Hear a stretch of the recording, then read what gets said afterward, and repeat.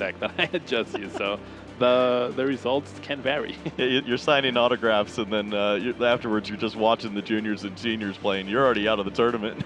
Yeah, pretty much, pretty much. It's definitely, I mean, but that, I think that speaks a lot towards like not only the quality of the players, but the game itself, right? Like it's so easy to get involved and be a part of this community and get a tournament-ready deck and just start competing.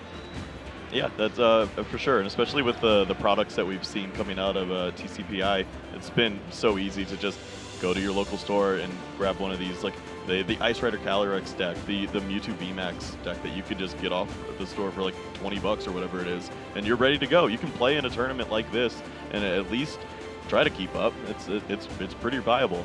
Yeah, absolutely. And then we also have an Arceus V-Star Ultra Premium Collection coming out soon.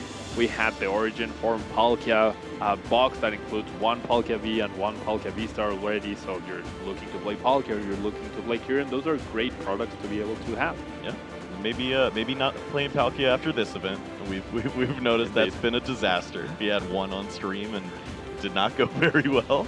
But yeah, that's I mean there are so many great cards that you can add to your decks and take to these events.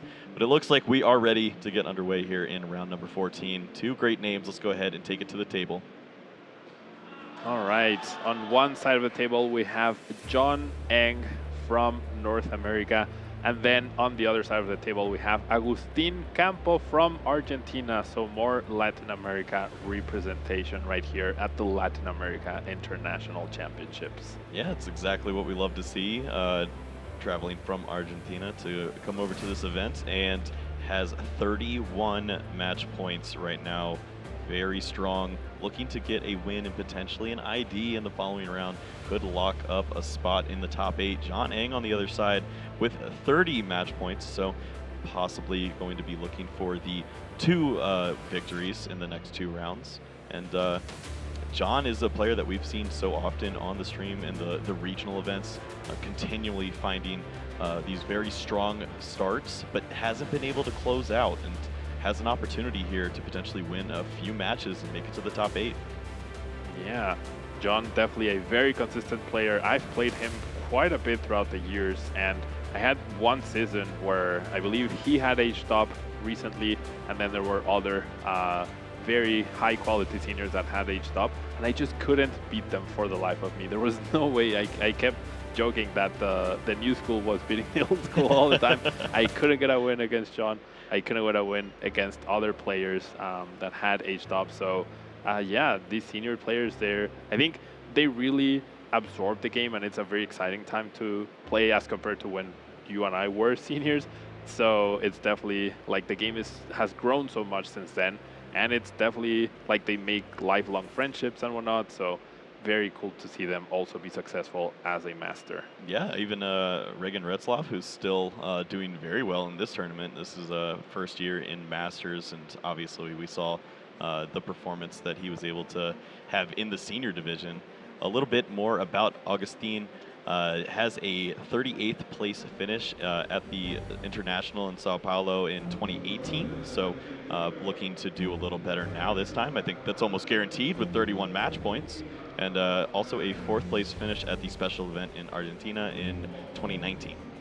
Now this match will be a Lugia mirror match. We were just taking a look at some upside down prizes because of the placement of them. We're getting that fixed right now. But I didn't notice anything like super impactful getting prize from either player, so hopefully we'll get to see a very clean Lugia mirror match right here. Absolutely, both these players are probably accustomed to playing this matchup. Interested to see what the tech slots, those extra cards, the 55 base cards, as you've been saying, but those 5 extra cards usually, that's really where you make the difference. And are they going to be beneficial in the mirror match? We will find out. Yeah, we're about to see the game begin here. Augustín Campo versus John Eng for round 14. Everything to play for here for both players. We're gonna see Augustín start off with a Luminion. Even though he cannot play the supporter, he's trying to just get that into your hand. And I feel like that indicates that your hand might not be as strong, and it's inviting a Marnie. But then if your hand wasn't strong, that strong anyways, then the Marnie might actually end up helping you out. And it lets you get more information in the deck regarding price cards, how many Lugias do you have access to, how many Arceuses, but we might see a whiff here on the turn 1 Lugia, I'm not so sure. Yeah, the Luminion is a great way to just look through the deck also, but it's a great attacker as well, as we've seen in this mirror match so often. When you see a single prize Pokemon, especially like that Radiant Charizard, you could knock that out with the Aqua Return at some point, and we do see the energy dedicated to the Luminion. However, choosing not to grab a supporter, so the initial plan was to commit as many resources as possible, really going out of his way to find that basic Lugia, but he is unfortunately unable to find it. So the advantage, once again, that we've talked about so much of having the turn 1 Lugia down is now gone, and Joneng will be able to take advantage of that whiff. Yeah, that is brutal. That is basically the one reason that you want to go first, is to get that Lugia V-Star out first. It's impossible if you don't have the Lugia to go with it. Not expecting to see Thornton today. And there is the Luminion V. Going to go ahead and look for a supporter now. And haven't exactly seen what's in John's hand, but you have to be thinking that anything to get closer to a Lugia would be optimal. Now, some important differences from both players' deck lists. They are both playing different techs. John is opting to play 3 Lugia V instead of 4, and he is running the Radiant Charizard, the Yveltal, and the Raikou. The one Pokemon that's missing would be the Dunsparce, and I guess perhaps the Stoutland, though we haven't seen too much of that one so far. So no Dunsparce to protect its weakness. However, Augustín on the other side is not playing the Raikou. So this is similar to the matchups that we've seen before, where the different techs will potentially end up helping or not, because Augustín does have the Dunsparce himself. So John being rewarded by not having that Dunsparce opening up that space, and Augustín having the protection for John's Raikou.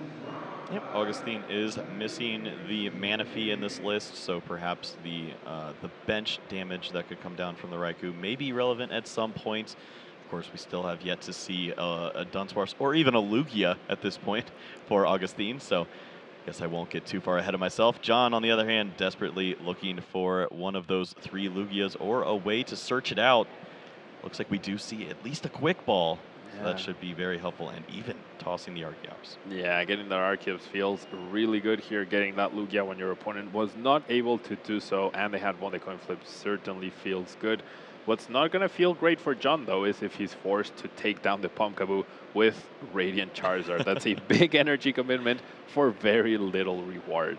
Yeah, I would expect to see some gusting effect at some point, but honestly, with both players' hands so far, I'm not expecting very much. It's been tough to get the opening set up. At least the Archeops is in the discard pile for John, and the Lugia is down, but Augustín is yet to play a card into the discard pile. Now we are also seeing the Collapse Stadium in play as well. Make sure to keep track of that. Make sure I don't miss it again.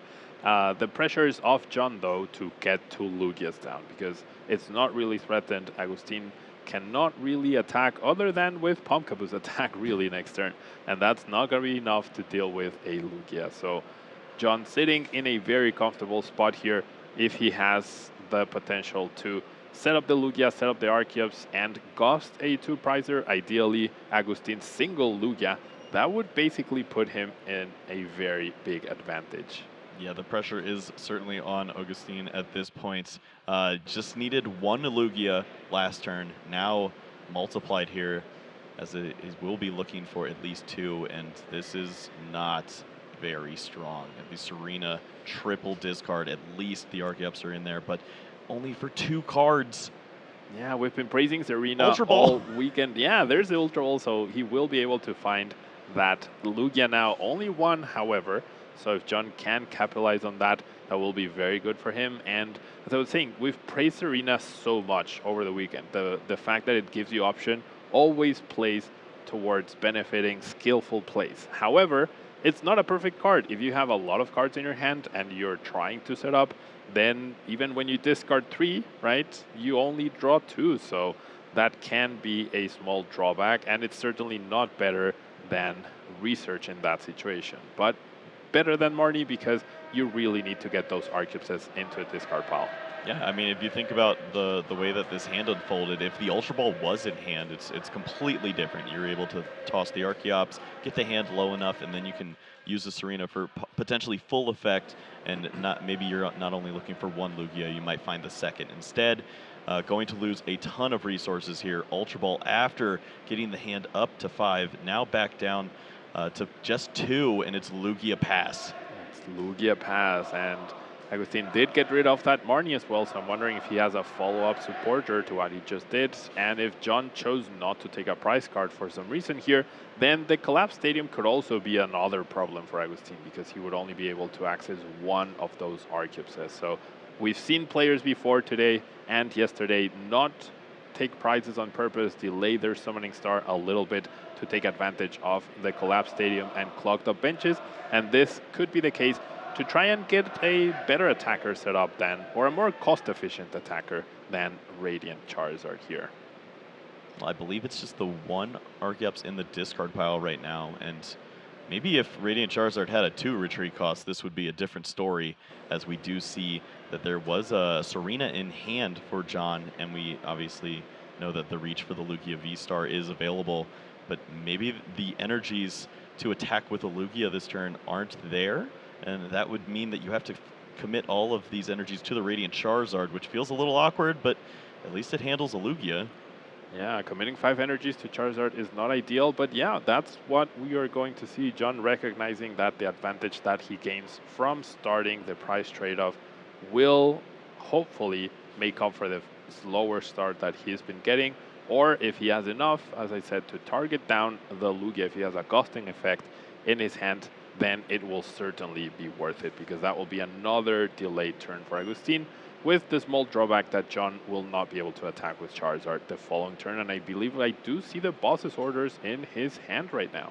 Yeah, there was at least the Serena somewhere in there, so certainly should have an option. But yeah, the boss's orders as well. Now we'll just see how you want to order this. It makes perfect sense to use the boss's orders first. Then if your hand is weak and you don't want to bring up one of these V Pokemon later, you can just draw some cards with that Serena. As we've talked about the versatility, there's going to be a huge knockout with that Combustion Blast, dealing 230 damage, as we see the double turbo, and 2 prize cards for John. Definitely much better use of the Charizard than taking down this Pumpkaboo, and very smartly choosing to use the boss's orders, as you mentioned, to make sure that you have the follow-up draw. Oh, and no. Augustín having a very underwhelming turn of attached pass. No Lugia, no draw supporter. That was discarded off of this arena, trying to get the Lugia. So falling really far behind. And this is a spot where you would definitely consider giving up, honestly. Like, no Lugia in play, nothing to really threaten. Maybe the Luminion can take down the Charizard, but then all of your energies are reset. And yeah, John might get away with only 1 Arceus because of Augustín's very underwhelming setup right here. Yeah, we're only looking for an energy for the turn and that gust effect. We certainly do see that. Multiple choices there. Going to go with the V-Guard energy, and there is the Serena. Just a retreat. Going to be able to handle this Luminion. That's too much for Augustín. He's going to tap out here in game number 1. Very good concession there by Augustín, giving himself 20 minutes basically per game to close out game 2 and potentially game 3. He knows he will have the advantage once again of going first. He just needs a much better hand to be able to take advantage of that. And he is playing 4 copies of Lugia, so starting with it, definitely possible. He's also playing the 4 Quick Ball and 4 Ultra Ball, which I feel at this point every single Lugia is playing, and it has become the standard. Yeah, this is definitely a spot where you start to look at the statistics of it, and you did not find your Lugia last game, and you had a very poor opener. Now you get an opportunity to go first, and you're likely to at least have 2 decent setups after this. You've had your 1 brick, now let's move on, and maybe John will find his brick. Hopefully he finds it in game 3, however, because you want to make it some use of being able to take advantage of him going first. And you'd like that to not be as overwhelming as it typically can be. Exactly, as discouraging it is to lose a game, of course, you're playing a mirror match. You're both playing very similar lists, so the fact that you went first and you lost means that can happen to your opponent as well. So you're hoping here to get a solid win on game 2, and then maybe the reverse happens for you in game 3, and it's your opponent who doesn't draw as hot. we know John's list did cut some corners, 3 Archeops, 3 Lugia, and the 2 Capture Energy. So there is certainly potential for the hand not to be as strong, but that is still left to be seen. Now, John trying to decide here whether he wants to start the Lugia or the Raikou. He does commit to the Raikou, but I fully understand the conundrum there. If you start Lugia, then you risk your opponent taking 2 prizes immediately. If you risk the Raikou, then you no longer have that resource. And so far, John Eng is not playing Dunsparce, and he didn't see Augustín play down a Dunsparce. So he might think that it's not something he has to worry about, which gives more value to the Raikou. However, seeing the 2 choice builds price for John, that means there's less utility for the Raikou overall. So I'm guessing he's going to be happy with his decision if he realizes that 2 choice builds are priced. Yep, we'll see if John is able to get that information, and the Luminion V for Augustín. That has to be brutal. I believe, yeah, that is the only copy, and we know that it could be such a strong attacker. We've even seen some players starting to use 2 in their list, foregoing the Crobat V in some situations. Exactly, we've seen that Luminion really put in work. You'd think, like, obviously its main purpose is to fetch a supporter card, but we've seen it attack more times than I honestly would have imagined throughout the course of the weekend. So I'm sure that could come into play if Augustín at some point needs an attacker that can take down Charizard and not leave a liability in play, or if he simply needs a boss to follow up on some pressure on John, given that he will be starting off with the Lugia, and I'm pretty sure his hand was good enough to where he'll be able to continue to apply pressure and have a normal setup that he wants. Well, what's better than 1 Lugia? Let's go with another. The Quick Ball was able to toss away that Archeops, which is a fantastic open. We do see the double turbo energy too, which maybe means that there will be an opportunity to start to attack on the second turn, and maybe only do this with 1 Archeops. We've seen that work for John in last game, but hopefully for Augustín's sake, there's a little more to be done on the second turn. Yeah, definitely. And as we've said before, 1 Arceus is okay. 2 Arceus is fantastic, but if 1 Arceus will get you through and will let you get that advantage, apply that pressure, then it is always, always worth it. So now the pressure is on John to be able to find those double Lugias on turn 1 and see what he can follow up and withstand the pressure that Augustín will be applying. Yeah, we do see the Ultra Ball once more on both sides. Just a very consistent way to open up the hands here. But yeah, John is going to try to get as much information as possible. Does see the 1 choice belt in the deck. And I think that's probably the first card that you go after when you see that you're starting the Raikou, and there is a potential, at least, to get the attack off. Of course, looking for the Lugia as well. We do see the 1, and certainly would suggest finding another if possible. Yeah, having that 3rd choice build, I think that's something that I've been a big fan of with my Lugia testing, since choice build can be so essential for Raikou, for Lugia, and for Radiant Charizard. Having that 3rd resource, I'm sure if you asked John or you asked anyone from their testing group, they would say that choice build, having that 3rd choice build has felt pretty great. So we are going to see the Lugia here and the double Lugia, sorry, the attachment and the pass, but you really can't ask for much more as John, as actually he uses research. It's got even more. The Crobat was an option as well, but didn't value adding 3 extra cards when the research was likely to just be the follow-up play. Evolution Incense, and I believe another discarding Ball Search is going to be fantastic here, finding a way to get the second Archeops into the discard pile. Can't draw it up much better than this for going second.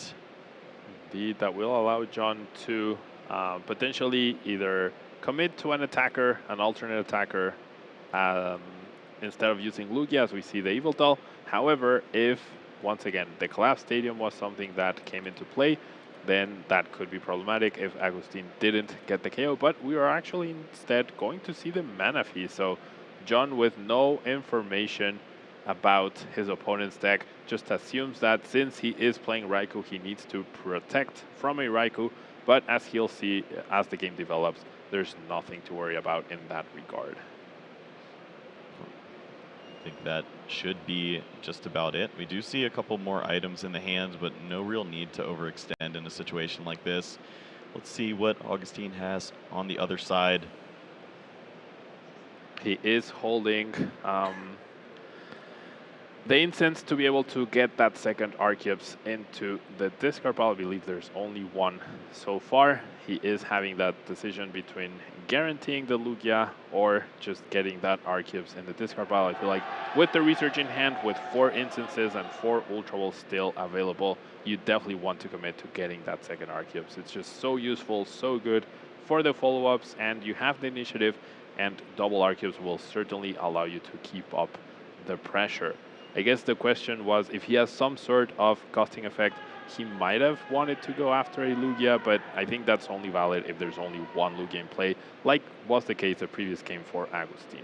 Right, yeah, it can be a very strong play, especially when you can absolutely avoid the summoning star, but in this instance, it might not be nearly as strong. The Raikou still is a threat. We haven't seen the Dunsparce just yet, but we are seeing a Quick Ball now, so certainly could be valued. I think this will really be telling of what to expect here. Either we're going to see the Lugia V-Star taking a knockout on this Raikou, or if the Dunsparce is played down on the bench, maybe that opens up an avenue for one of these gusting effects. Yeah, this Dunsparce is a good, potentially good failsafe here in case the Lugia V-Star is not found by Augustín right now. But like I said, his chances of finding it are very, very high. 7 cards of the research. The deck has been thinned quite a bit, and we do see the incense into the Lugia. Augustín's biggest concern right now must be that he'll be taking 1 prize card. John will very likely respond with a KO on the Lugia for 2 prize cards, so even though he will have the initiative, it's on him to make sure that John doesn't win the game by just taking 2 prizes, 2 prizes, 2 prizes off of rule box Pokemon.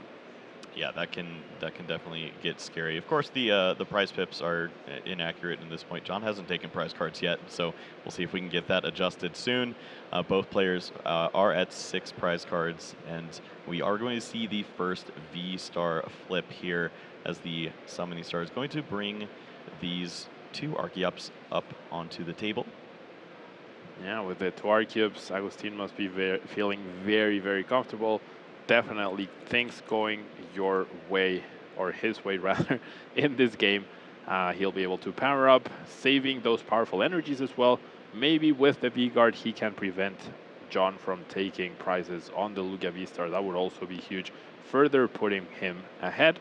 And that's what we're seeing. We're going to see the commitment of the V-Guard and the capture to ensure that John needs the maximum amount of cards to be able to take this knockout. Yeah, we've seen how important it is to make the most use of those powerful energies when you can. So if you can go ahead and attack, take a knockout, and not have to use any of those energies, save those for later. We've seen situations where even they could have been beneficial on an Archeops attacking at some point. And we do know that this game likely could be a situation where Augustín needs to find some of those single prize Pokemon to get into the mix.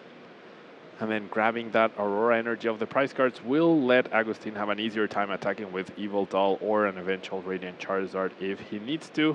We also have John promoting the Lugia V-Star, potentially getting the KO here. He's missing a choice build for powerful energies on a Lugia. Would be 10 short, right? Doing 300 damage with its attack, and reducing 30 from the V-Guard, that would be 270 damage total. So we'll have to see if John is able to find his only choice belt in the deck, because the other 2 are prized. Yeah, that was, of course, always thinking about the Raikou finding the damage, but sure enough, definitely going to need that to work through the V-Guard energy, and that is a lot to ask for from your deck. Of course, there is some thinning potential if you get all of these powerful energies onto the Lugia, but it looks like John is considering an alternate route here. These energies scream Yveltal to me.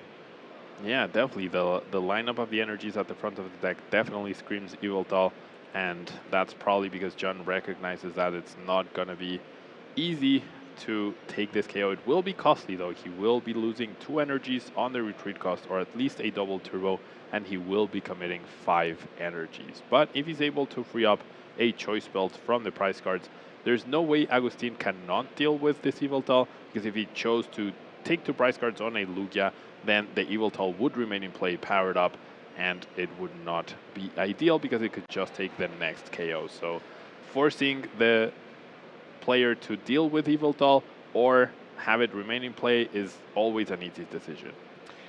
Sometimes you just have to step back and look at the board and go, wow, the 5 energies just came out of nowhere attached to an Yveltal, and there's still an energy attachment for the turn that can happen. It's unreal what the Pokemon TCG has gotten to, but sure enough, this is happening all over the tournament. Double turbo energy is going to be used for the retreat, and the amazing destruction is online. Even going to see a little more here from John with the Evolution Incense for the second Lugia V-Star. It's a nice way to protect the 2 prize cards with some additional hit points.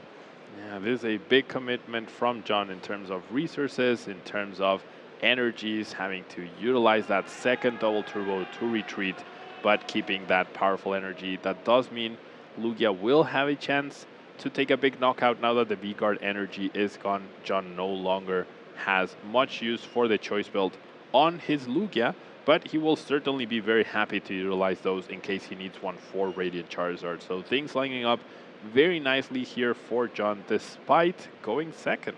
Yeah, this is certainly looked like an advantageous spot.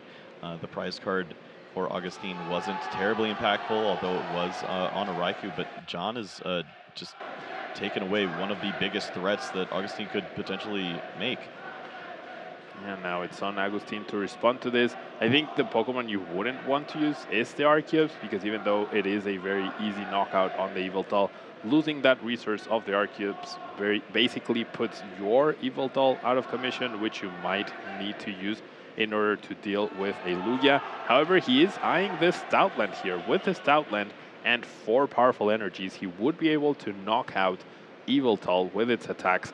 Double Dip Fangs, which grants him an extra prize card if he knocks out a basic Pokemon. I'm not ready for the Double Dip Fangs. I could see it coming. Would be absolutely ridiculous here, but you made a good point. You can't lose the Archeops right now. It's such a valuable card to have. Yes, John has played so many energies, and he's been using them to retreat and trying to press any advantage that he can as he was going second, but Augustín's going to need those additional energies to go through the deck and start to thin out and get all these resources played. If you only have 1 Archeops, there's no way that you'll eventually be charging up these Pokemon like the Yveltal or maybe the Radiant Charizard if it wants to go in before too many prize cards are taken. Exactly, committing 4 energies on a Stoutland to knock out an Yveltal, and then committing 4 or 5 energies to the next Yveltal to get the KO. It's just going to be a lot, so I mean, this is still pretty hefty on the investment, using your Yveltal to knock out their Yveltal. Then the question is, well, how do you follow this up cost effectively? Yeah, trading 5 energies for a single prize card, that's going to be a lot of pressure on Augustín's resources. Yeah, this is a lot. Certainly has to be a good reason for this. Potentially a gusting effect still in hand. I don't know if we've seen the supporter for the turn just yet. There is the energy. The Aurora to retreat. We're going to see Yveltal up into the active position. Is this really the answer? No double or do dip we want some prize today. cards? Well, no double dip thanks today for us. I feel like we've seen that card in Lugia decks all day, but we have never seen it actually attack once. So that begs the question, how useful is it actually? Yeah, have we seen the Lugia featuring the Stoutland up against the Lost Box? Because I think that's only I guess that's the real game where you can make it very useful. I guess also against like Regis and stuff occasionally too. Yeah, I mean, I'm guessing it must have been useful at some point, right? Perhaps not featuring that matchup, but I don't know, like, do you really want to include a card that's for such a specific matchup with Giratina's popularity going down? I mean, Lost Box is also pretty popular, but it's not useful against Lugia, it's not useful against Mew. Is it better than Raikou, which can be helpful against Lugia as well? Yeah, we've seen so many additional cards in that slot be very beneficial. If you play a second V-Guard energy, that could be something that we've seen some players finding excellent success with, or even that second Luminion, as we were talking about earlier on. So just finding some additional consistency instead of looking for that one matchup, those could be the difference in winning these rounds, but also they help you get to those rounds, I suppose. Yeah. Now, we are seeing John being the same conundrum as Augustín with, do you try to go for the 2 prizes on the Lugia, or do you deal with Yveltal? And I think the answer is pretty clear. You have to deal with this Yveltal. You cannot let that sit there for more than 1 turn. Any deck that can't deal with Yveltal immediately after it has been powered up is certainly going to struggle. But the question is, who do you use? Do you commit an Arceus now, or do you go into a Lugia, which can be taken down by your opponent's 4 powerful energy Lugia as well?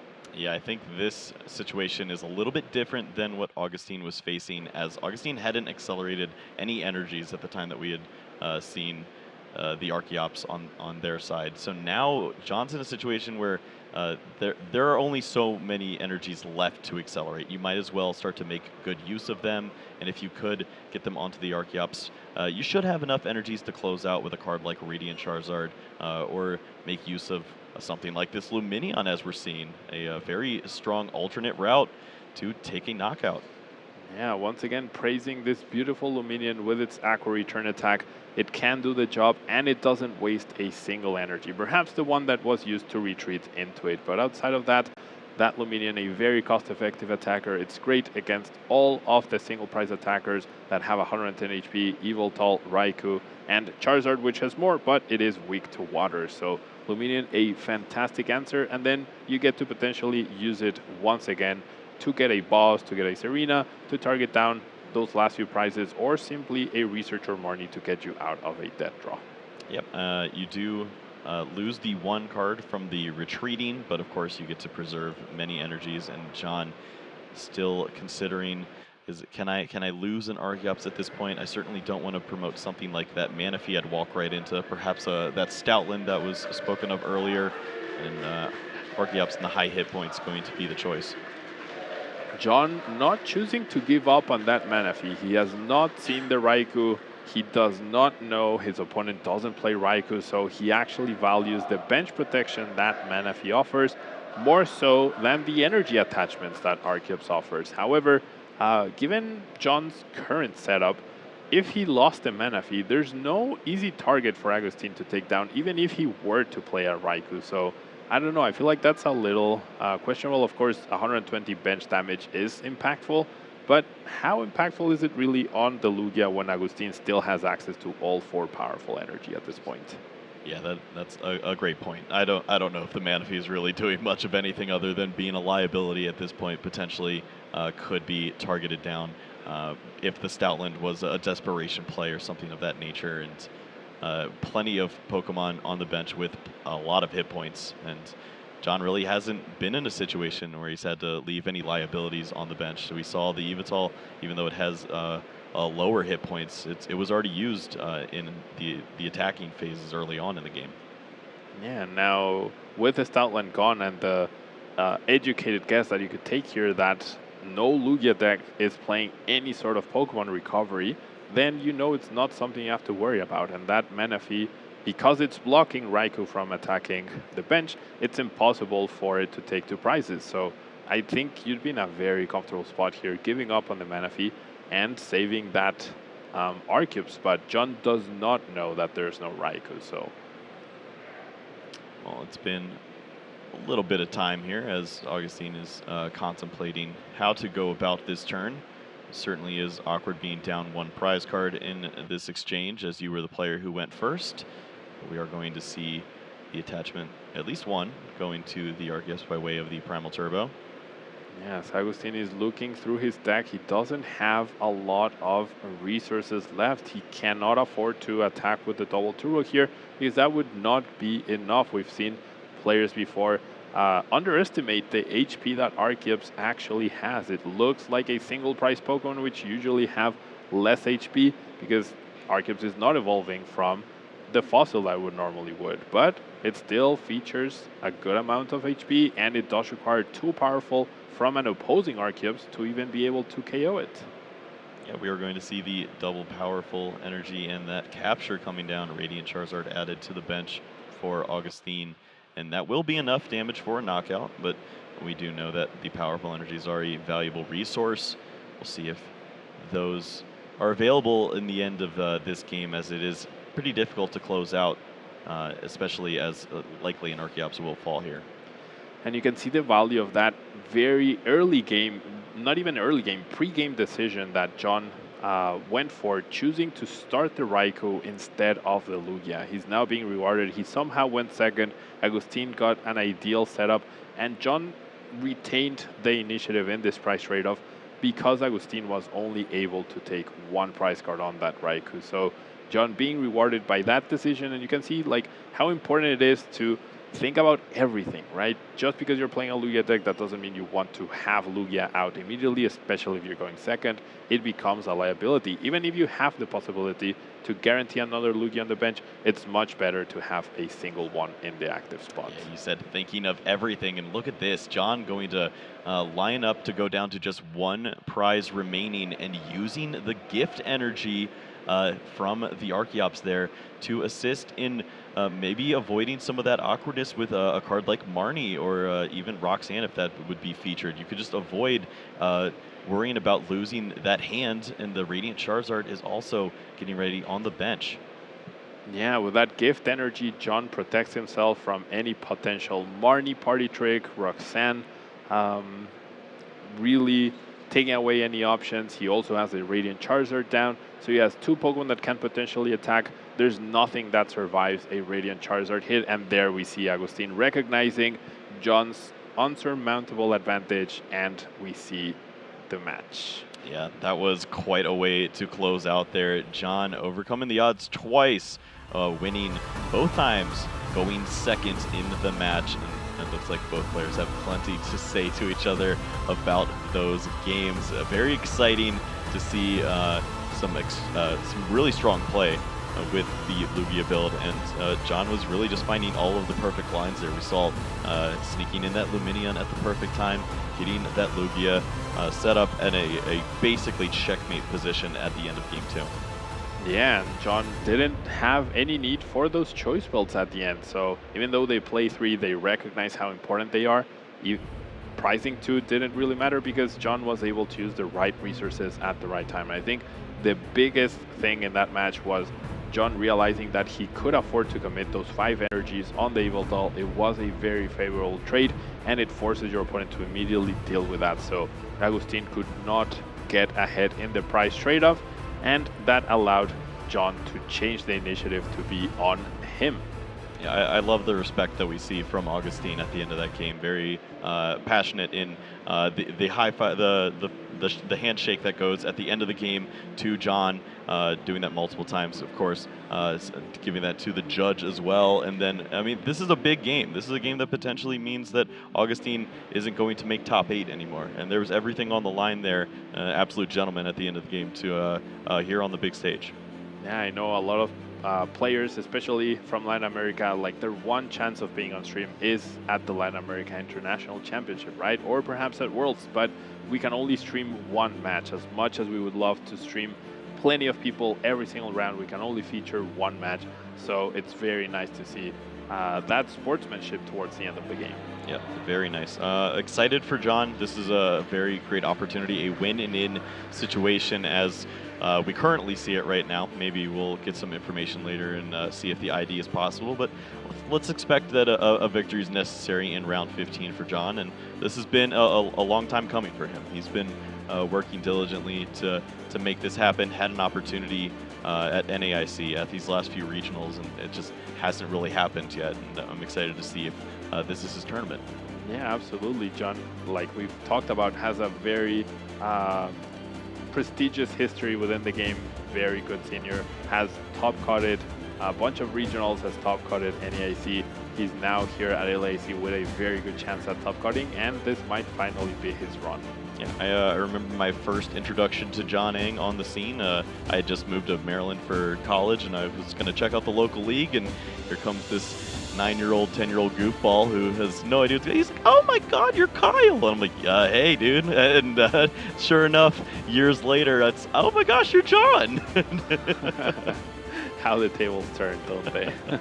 It's very fun, very exciting to see. He's also in a very great group in North America. So many great names. Some of them are still competing, but I don't believe that they have an opportunity to make top 8. Maybe Reagan Retzloff. I haven't seen how the rest of his tournament has gone, but was at least sitting at 28 or 29 points at one of these opportunities here. Yeah, it seems like that group, they're always playing, or almost always playing the same deck, and usually we see 1 or 2 of them in top cut. So definitely there's a lot to gain from exchanging ideas with other people, going back and forth, and getting input from what results they've gathered, what you've understood so far from the metagame, especially from a brand new set, right? When a brand new set hits, that's when, despite the cards being available a little earlier in Japan, and therefore we can take a look at lists or whatever from over there.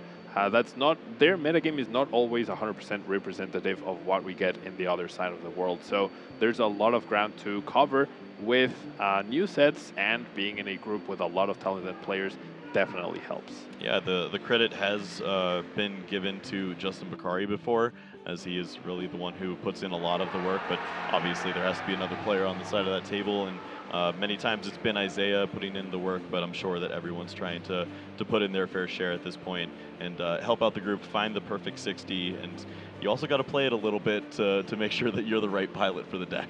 I mean, on my way here to Brazil, I met up with Sam Chen in Mexico. His layover was in Mexico, and we were playing games at the lounge. So Nice. yeah, you know, the testing never stops.